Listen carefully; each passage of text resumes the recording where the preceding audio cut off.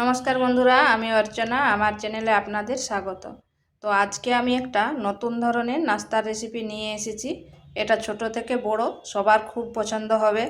আর অনেক বাচ্চা তো দুধ খেতে চায়নি, তাই বাড়িতে ছানার তৈরি এই নাস্তাটি খেতে কিন্তু দারুণ লাগে। যে একবার খাবে সে বারবার খেতে চাইবে। আর ঝটপট তৈরি হয়ে যায়, আর টিফিনের পক্ষে তো খুবই ভালো এবং স্বাস্থ্যকর। তো চলুন দেখে নেওয়া যাক আমি কিভাবে এই নাস্তাটা তৈরি করি। এখানে নিয়েছি আমি 150 গ্রাম ছানাটাকে জল ঝরিয়ে নিয়েছি আগের থেকে। এরপর ছানাটাকে ভালো করে ম্যাশ করে নিচ্ছি, যাতে কোনো দানা দানা না থাকে। একটু সময় ধরে ম্যাশ করে নিতে হবে।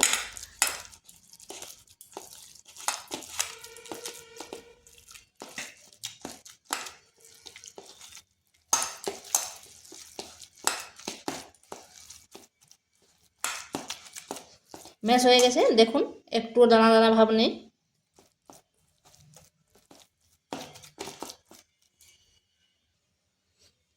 আর এখানে দিচ্ছি 4 চামচ বেসন।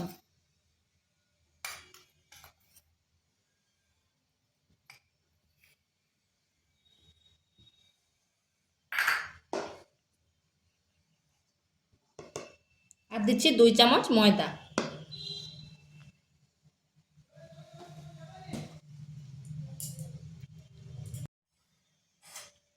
দিচ্ছি পরিমাণ মতো লবণ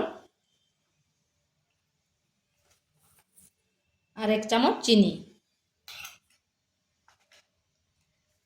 দিচ্ছি একটা পেঁয়াজ কুচিয়েছি, এরকম বড় সাইজের একটা পেঁয়াজ নিয়েছি। ধনেপাতা কুচি, দুটো লঙ্কা কাঁচা পাকা, আদা কুচি, গরম মশলা হাফ চামচ জিরে গুঁড়ো, সামান্য হলুদ আর সামান্য লঙ্কার গুঁড়ো। এগুলোর পর ভালোভাবে মাখিয়ে নিচ্ছি। এখানে কোনো জল দেব নি।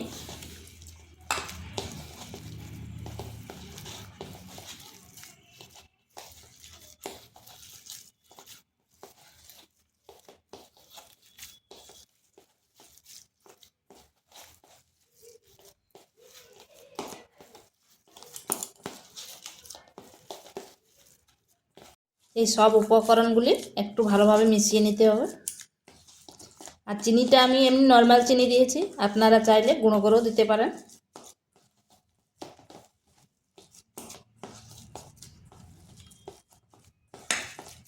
এটা হয়ে গেছে। এরপর হাতে একটু তেল নিয়ে নিচ্ছি।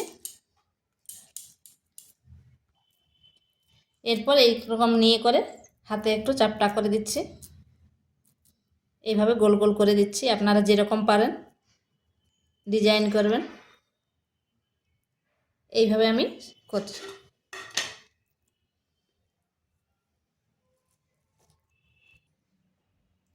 এইভাবে আমি সবগুলো করে নিয়েছি।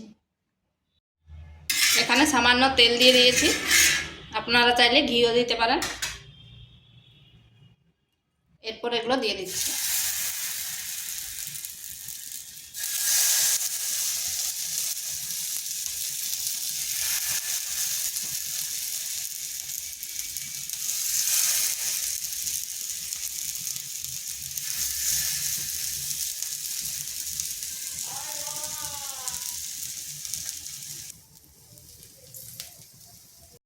আঁচটা কিন্তু স্লো আঁচে রাখতে হবে। এরপর এগুলো ঘুরিয়ে নিতে হবে।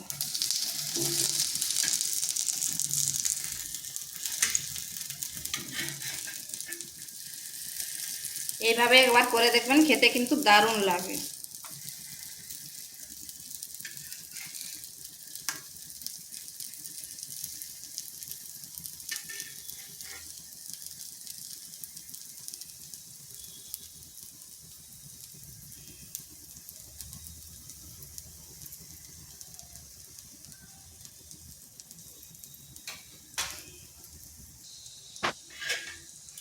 এগুলো এইভাবে উল্টে পাল্টে ভেজে নিতে হবে। এগুলো হয়ে গেছে, এরপর নামিয়ে নিচ্ছি।